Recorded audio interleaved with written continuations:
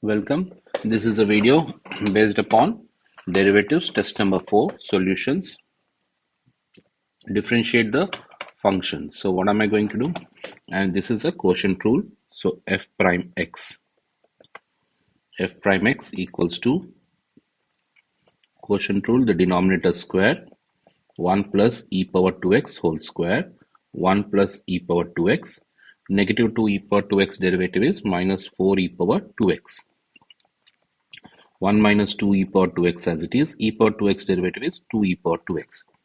Expand that, minus 4 e power 2x minus 4 e power 4x minus 2 e power 2x plus 4 e power 2x, 4x divided by 1 plus e power 2x whole square. 4 e power 4x, 4 e power 4 gets cancels. I'll be getting minus 6 e power 2x divided by 1 plus e power 2x whole square. Now you can see that for part B, this f prime x is always negative for any value of x. So therefore, f is decreasing function. Question number 2. Find the derivative of this one. F prime x. Sin ln x derivative is cos ln x. Ln x derivative is 1 upon x. Ln sin x derivative is 1 upon sin x. Sin x derivative is cos x. Part B. G prime x. 1 upon, it's not quotient rule because 1 upon e power pi is a constant. So I have only this part, only the numerator part.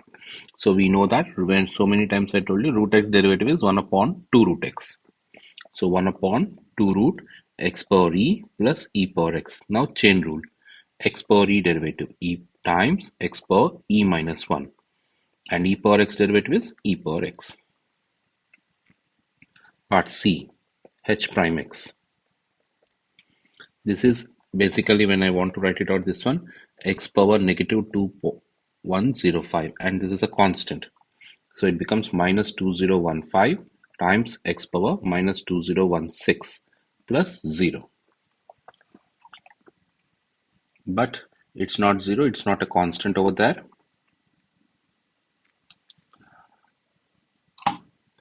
This one, when I write in the numerator,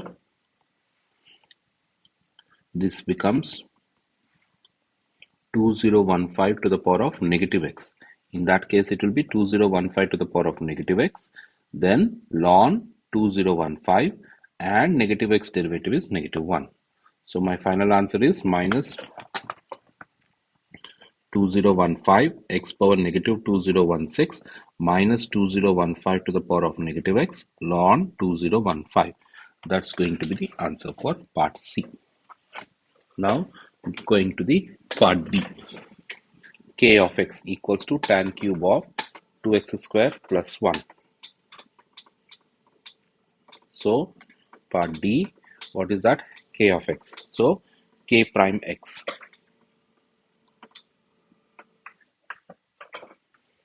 So k prime x equals to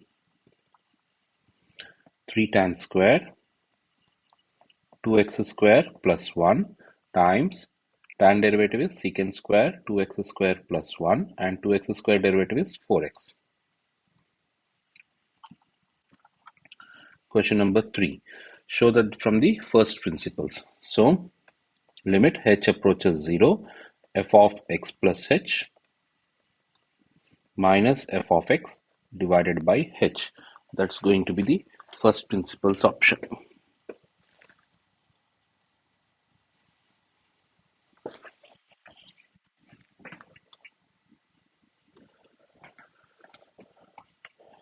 So it becomes limit h approaches 0, f of x plus h, 1 upon, instead of x it is h2x plus 2h plus 1 whole square minus 3 minus f of x, 1 upon 2x plus 1 whole square minus 3 divided by h. So what does that becomes? Limit h approaches 0, 1 upon 2x plus 2h plus 1 whole square minus 3 minus 1 upon 2x plus 1 whole square plus 3 upon h. 3 and 3 gets cancels. So limit h approaches 0, 2x plus 1 whole square minus 2x plus 2h plus 1 whole square divided by 2x plus 1 whole square, 2x plus 2h plus 1 whole square times h. Now, this is in the form of a square minus b square. We know the formula for a square minus b square. What is the formula for a square minus b square? A plus b. A plus b times a minus b. A plus b times a minus b. That is going to be the formula, and the remaining all terms will remain as it is. So I write that formula there, a plus b times a minus b. Then 2x, 1 cancels. What am I left over with? Limit h approaches 0, 4x plus 2h plus 2 times negative 2h divided by h times 2x plus 1 whole square, 2x plus 2h plus 1 whole square. 1h and h gets cancels. Now plug in h as 0. So wherever h is 0, 0, 0, so it becomes 4x plus 2 times negative 2 divided by 2x plus 1 times 2x plus 1 whole square. So it's going to be negative 4 times 2x plus 1 divided by 2x plus 1 whole to the power of 4. 2x plus 1 gets cancelled. So my final answer is minus 4 upon 2x plus 1 whole cube. Question number 4.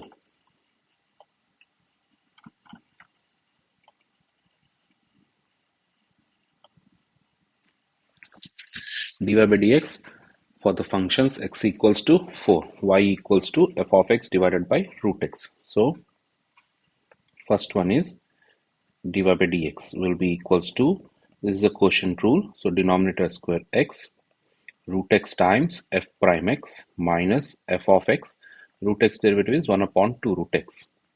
Substitute the values. dy by dx at x equals to 4 will become 1 times 2 minus 16 times 4 divided by 4, negative 1 upon 2. Part B, dy by dx will become 1 by 2 square root of f of x. Then f of x derivative is f prime x. So now dy by dx at x equals to 4 again, 2 square root of 16 times 1, 1 upon 8. Part C, dy by dx will be equals to f prime of square root of x times 1 upon 2 square root of x. So dy by dx at x equals to 4 will be 3 times 1 upon 2 root 4, which is equals to 3 upon 4. Question number 5. The point A is given, point B is given, it is lying on the curve. Find the values of A and B. X equals to 0 and y equals to 1. So 1 square e power 0 minus 0 e power 1 equals to A implies A equals to 1. X equals to B, y equals to 0. 0 square e power b minus b e power 0 equals to 1 implies b equals to negative 1. Find the equation of the tangent line at A and normal line at B. So we are going to do implicit differentiation. So 2y e power x dy by dx, product rule, plus y square e power x derivative is e power x, minus again product rule, e power y x derivative is 1, minus e power y derivative is e power y dy by dx equals to 0. Then I take dy by dx common, dy by dx equals to e power y minus y square e power x. So what will be dy by dx will become e power y minus y square e power x divided by 2y e power x minus x e power y. Now at 0, 1. Slope of the tangent, plug in, you get e minus 1 upon 2. So equation of the tangent line, what will be? Y minus y1 equals to m times x minus x1. This is going to be the answer. Now for part C, at b negative 1 comma 0, slope of the tangent will be 1 minus 0 upon 0 plus 1, which is 1. Slope of the normal will be negative 1. So equation of the normal line will be y minus 0 equals to minus 1 times x plus 1. So y equals to negative x, negative 1 is going to be the answer. Next,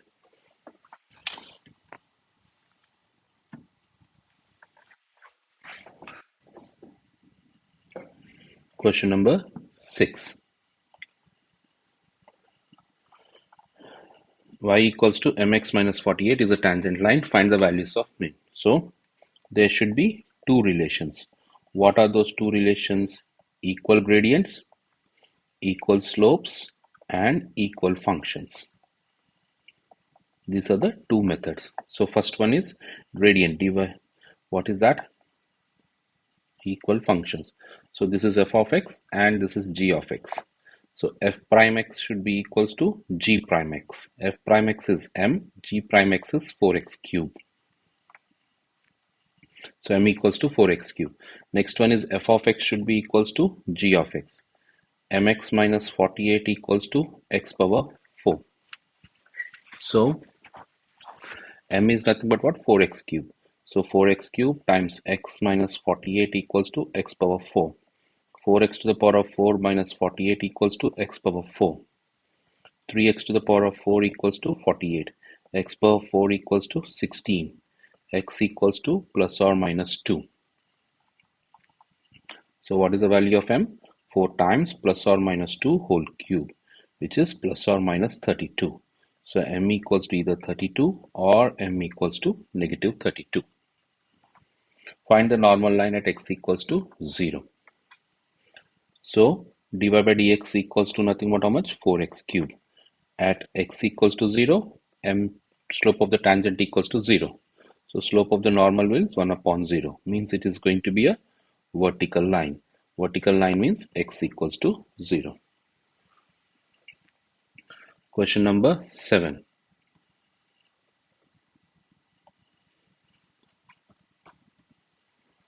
Consider the function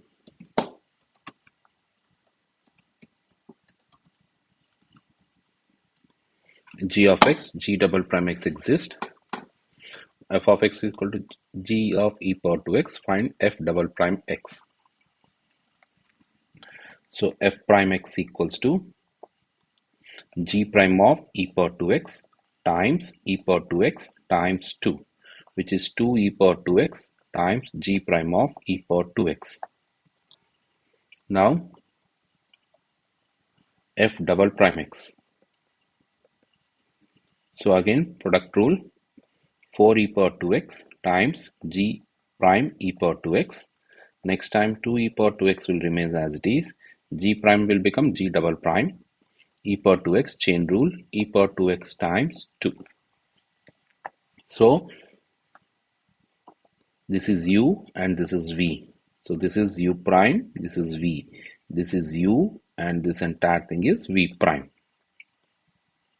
Now you simplify, it becomes 4 e power 2x g prime of e power 2x plus 4 e power 4x g double prime of e power 2x.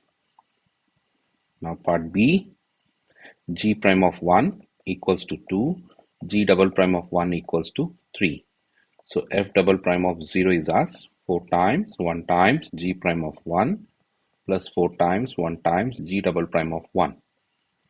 So which is going to be 4 times 2 plus 4 times 3, which is going to be 20.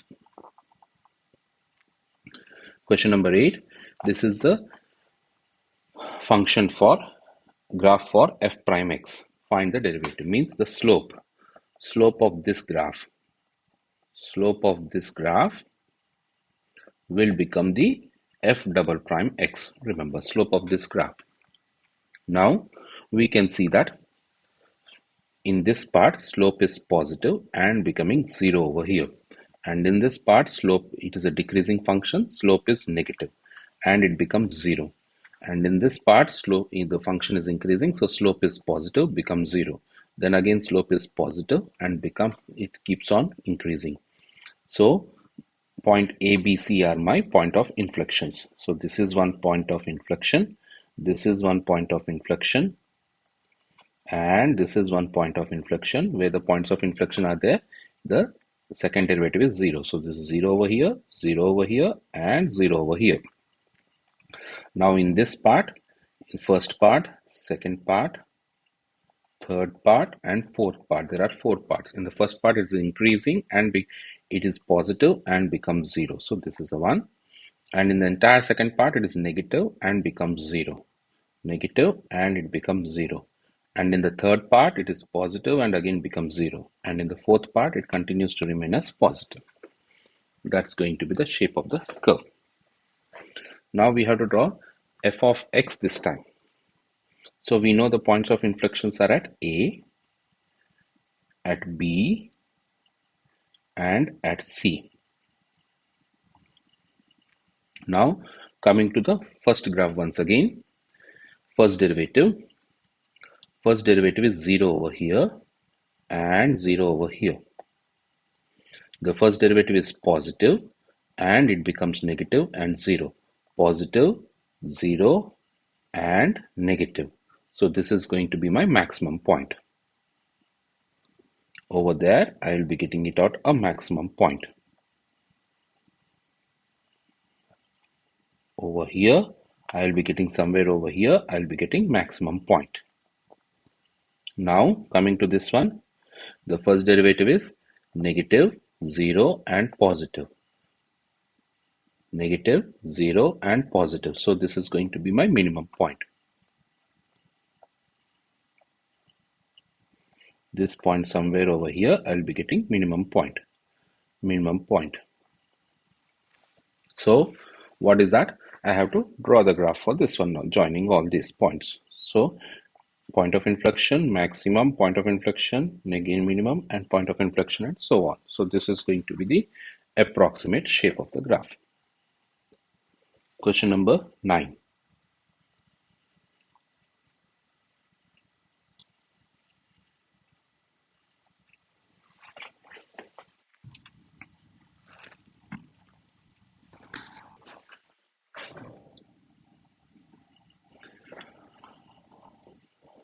A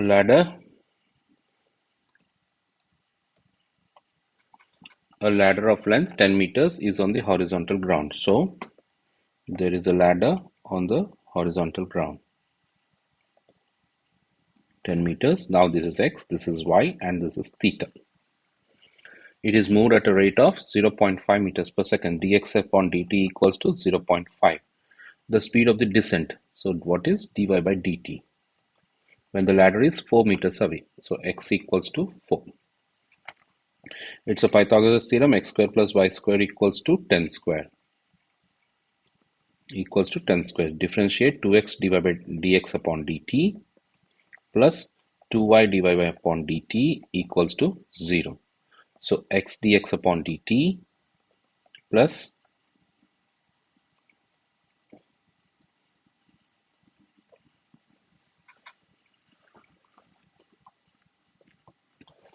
y dy, what is this?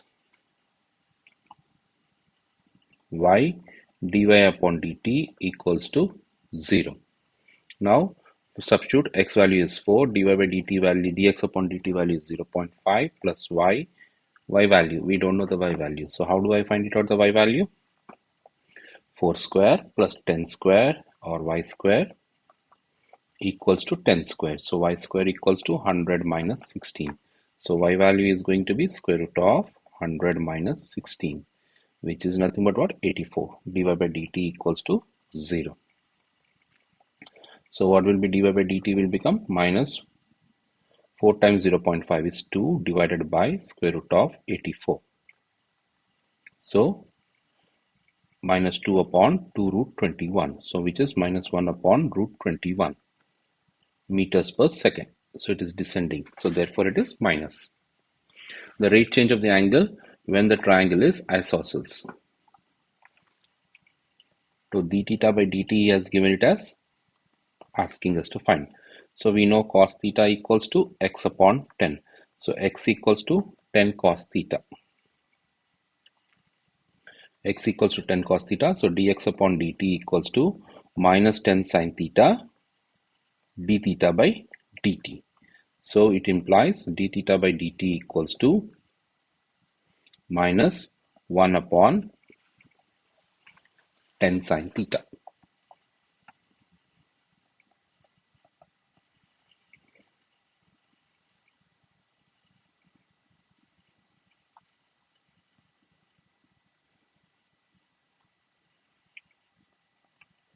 So we know dx upon dt was 0.5. So what I'll do, I'll write all the steps, that will be better to understand. So dx upon dt equals to minus 10 sin theta, but dx upon dt is how much? 0.5 equals to minus 10 sin theta d theta by dt.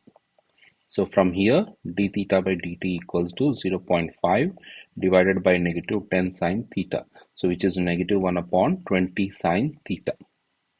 But he says that it is isosceles triangle, so theta is 45. So minus 1 upon 20 sine 45. Sine 45 is 1 upon root 2. Simplify that directly, I'm writing it out, minus root 2 upon 20. That's going to be the answer. Question number 10. Find the x-intercept and y-intercept and the equations of any asymptote. So when x equals to 0, so what I'll be getting it out, y equals to 3 by 2. And when y equals to 0, I'll be getting x equals to 3. Now it's a bottom heavy equation. So my horizontal asymptote will be y equals to 0. And factorize x square minus, for vertical asymptotes, factorize the denominators. X square minus x minus 2 equals to 0. So it becomes x minus 2 times x plus 1 equals to 0. So x equals to negative 1, x equals to 2. These are the vertical asymptotes. Find, showing all your work, the coordinates of the stationary point and determine their nature. For stationary point, the first derivative should be equal to 0. Quotient rule, x square minus x minus 2 whole square, x square minus x minus 2 minus x minus 3 times 2x minus 1. Expand that, x square minus x minus 2 minus 2x square plus x plus 6x minus 3 divided by x square minus x minus 2 whole square. It becomes negative x square plus 6x minus 5 divided by x square minus x minus 2 whole square. First derivative should be equals to 0. X square minus 6x plus 5 should be equals to 0. So factorize it out. X minus 1 times x minus 5 equals to 0. X equals to 1, x equals to 5. For here, the first derivative test will be easier. So I take 1, 0 and 2. When I substitute 1, I get negative answer. When I substitute 2, I will be getting it a, what is this? Positive answer. Therefore, what is this? It is negative,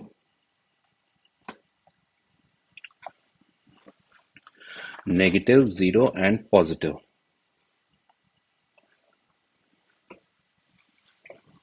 Negative, 0 and positive. So therefore, it's going to be nothing but what?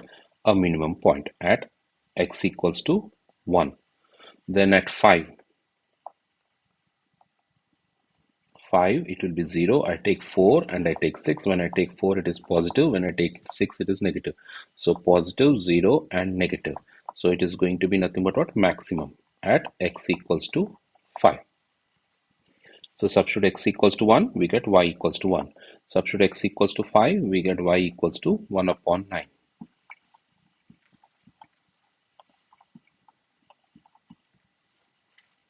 So lastly, write down the range of the function. By observing the graph, find the number of points of inflection. Sketch the graph also. So sketch the graph. How do I sketch the graph? X-axis y-axis. We know vertical asymptote is at x equals to -1 and x equals to 2. Then maximum is at 5 comma 1 upon 9. Minimum is at this one. So this is a minimum point, means obviously the graph should be over here like this. And this is a maximum point, means over here it should not go below. And this is the horizontal asymptote is also there at x-axis. So this should be a graph because there is a horizontal asymptote at x-axis also.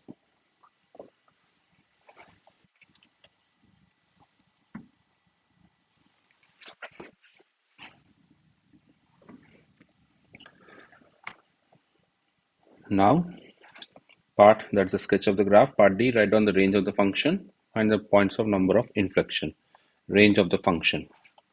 So we can clearly see that it is y is, because maximum point is 1 upon 9, y is less than or equal to 1 upon 9. Minimum is 1, so y is greater than or equal to 1. And we can see that there is only one point of inflection. Only one point of inflection, which is over here. One point of inflection. Question number 11. Consider the graph ln x and its reflection on the vertical line x equals to 3. This is ln x. X equals to 3 is this one. Its reflection will be like this. Sketch the graphs over. Then the rectangle ABCD is drawn so that its lower vertices A, P, 0 and the D are on the x-axis. Upper vertices B and C are on the curves. The area of the rectangle is denoted by S. So there is a rectangle over here.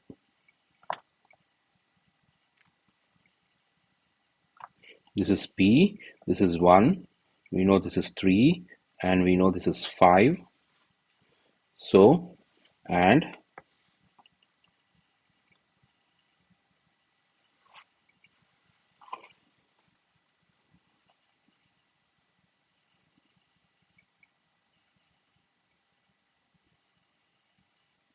this is 3, means this has to be ln 3.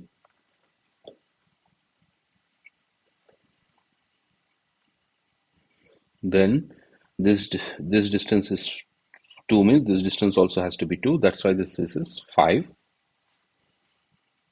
Next, what is he asking? Show that the area. So what will be the base? Base is going to be base of the rectangle. We have to find it out what is the base of the rectangle, and we have to find it out the height of the rectangle. Height of the rectangle, this point is P, so therefore the height of the rectangle is ln P. Height is going to be ln P. Now base of the rectangle. I have to find the base of the rectangle. So for that, let me draw it out over here.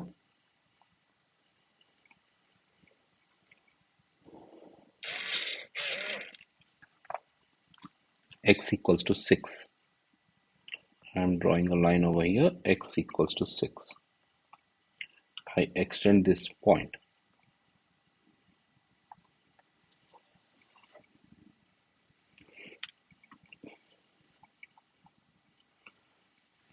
Now the base is going to be this particular part. Where is that? Let me go to this particular part in blue is going to be the base of the rectangle. How do I know that is what is the length of that one? Now for that we have to read the question carefully. What is it telling? That the lower vertices are P, 0 and D. D are on the x-axis. So this distance is 3 minus P. So this distance also has to be 3 minus P. 3 minus P is going to be nothing but how much? What is this? 6 minus 2P. So the base is going to be 6 minus 2P is going to be the base. So the area is base times height. which is nothing but what? 6 ln P minus 2P ln P. Next, what am I going to do? For part C, ds upon dP. 6 upon P minus 2 ln P minus 2. Now at P equals to A. P equals to A. So what does that becomes? 6 upon A minus 2 ln A minus 2 should be equals to 0. So 6 upon A equals to 2 ln A plus 2. So 6 equals to 2A ln A plus 2A. Then 2 times 1, 2 times 3. So I get A ln A plus A equals to 3. Next part D, hence find the maximum area. So we can do by GDC. A plus A ln A equals to 3. You do by graphing display calculator, means y equals to x ln x plus x minus 3. You can draw this one. The graph looks like this. This point is going to be 1.855. So A equals to 1.855. So S will be equals to 6 ln 1.855 minus 2 times 1.855 times ln 1.855, which is 1.41. That's going to be the answer. Part E. Write down the values of E when the area is minimum. Area is minimum means area should be equals to 0, whether either equal to P equal to 1 or P equal to 3. The area will be minimum.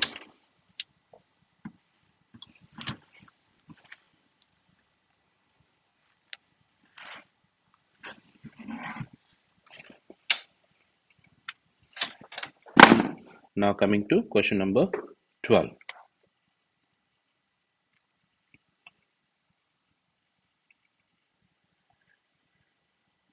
A tank has the shape of a rectangular square pyramid with apex down as shown. The side of the square has a length 6 centimeters while the depth of the tank is 10 meters. Water flows in a rate of 10 meter cube per minute. The rate of the change of the depth of the water at instant when the water is 5 meters depth. So what am I going to do? I am going to draw a triangle there.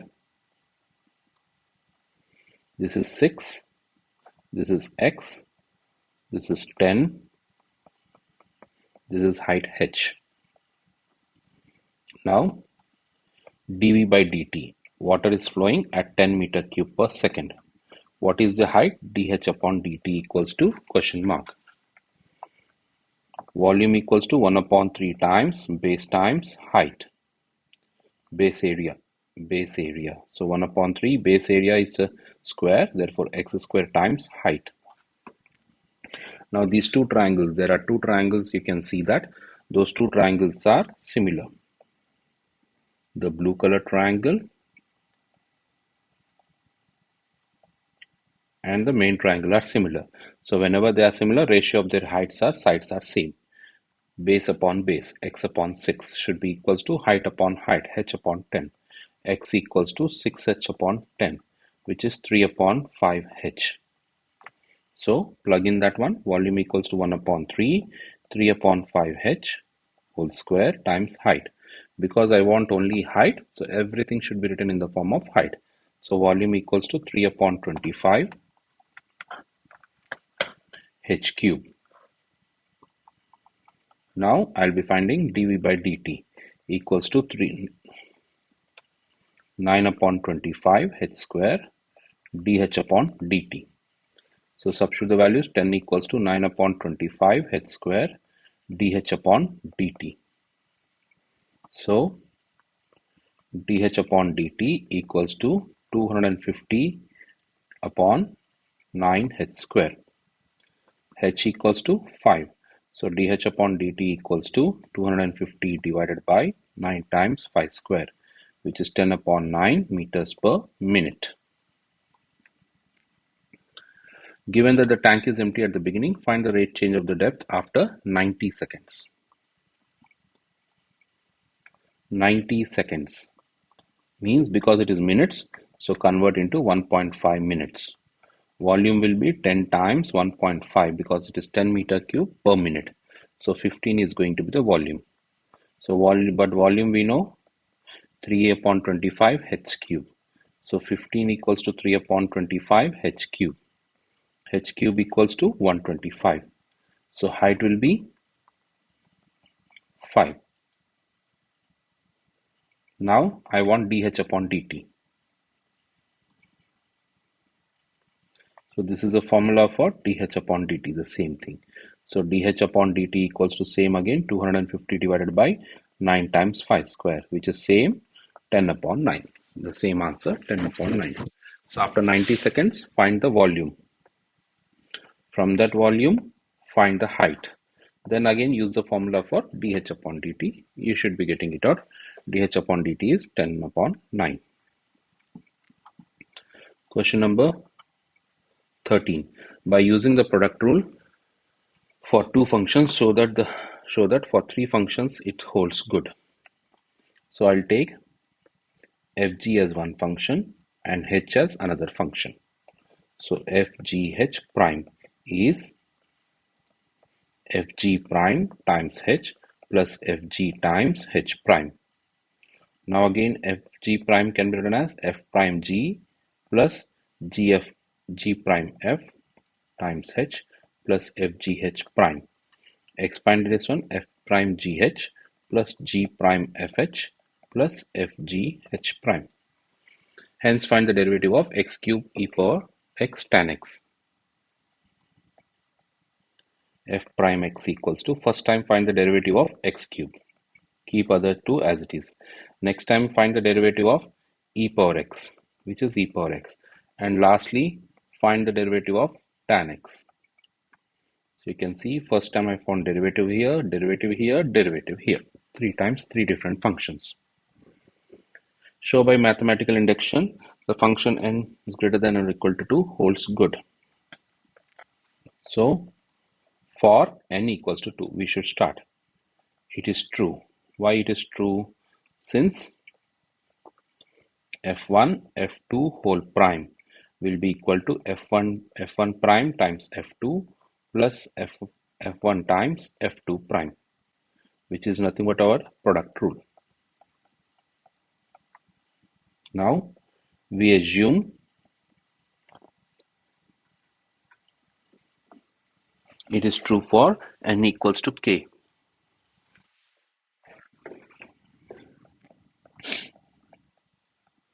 It is true for n equals to k, means f1 f2 so on fk whole prime equals to f1 prime f2 fk plus f1 times f2 prime fk and so on. Lastly will be f1 f2 and fk prime.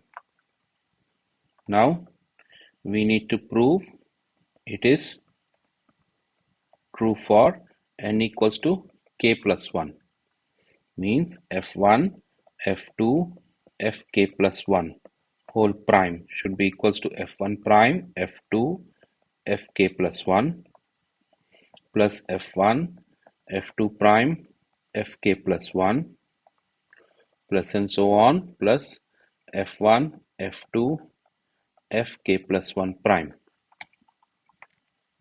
So basically what am I supposed to do? f1 f2 so on fk plus 1 whole prime will be same as f1 f2 fk times fk plus 1 whole prime. So I'm splitting into two functions just like the first one what we has done, so that this is u and this is v. So what does that becomes now? U prime f1 f2 f1 f2 fk whole prime times fk plus 1 plus f1 f2 fk times fk plus 1 prime.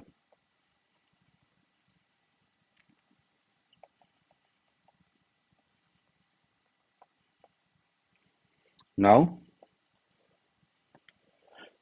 this was just only a product rule. Now what is the thing? This entire thing is our assumption. What was that assumption?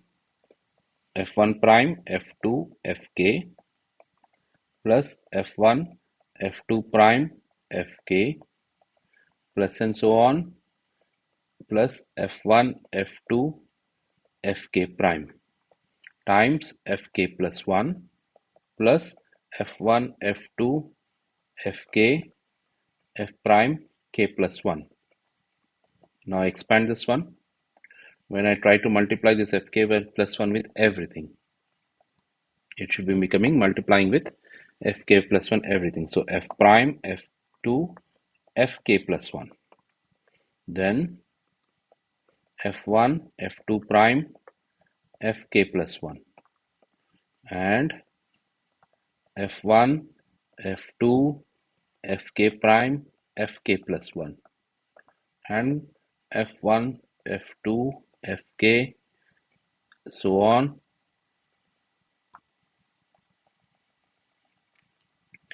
F2, so on, Fk, Fk plus 1 prime, which is true.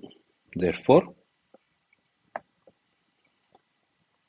by mathematical induction, it is true for n is greater than, any n is greater than 2. That's going to be the answer. So that completes the paper. See you in the next paper. Bye.